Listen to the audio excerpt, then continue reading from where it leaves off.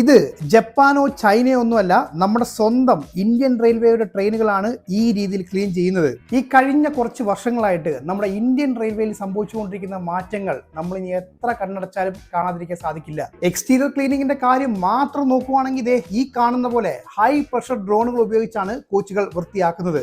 ഗുജറാത്തിലെ ആദ്യത്തെ ഉത്ന അമൃത് ഭാരത് എക്സ്പ്രസിലാണ് ട്രയൽ നടത്തിയത്. സാധാരണ 3-4 മണിക്കൂർ എടുത്ത് ക്ലീൻ ചെയ്യുന്ന സ്ഥാനത്ത് വെറും 30 മിനിറ്റ് കൊണ്ട് 25 കോച്ചുകളാണ് ഈ ഡ്രോണുകൾ വൃത്തിയാക്കിയത്.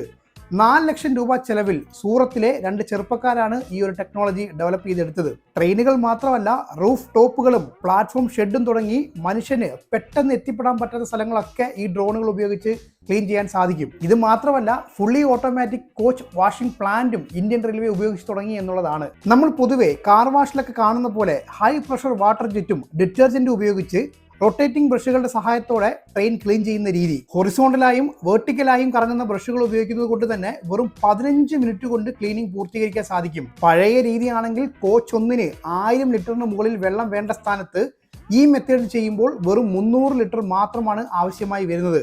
അതിൽ തന്നെ 80% റീസൈക്കിൾ ചെയ്ത വെള്ളമാണ് ഉപയോഗിക്കുന്നത്. കേന്ദ്രത്തിൽ വിഷണറി ഉള്ള കുറച്ച് മന്ത്രിമാരുള്ളത് കൊണ്ട് ഇതുപോലത്തെ കാര്യങ്ങൾ നമ്മുടെ രാജ്യത്ത് നടക്കുന്നുണ്ട്.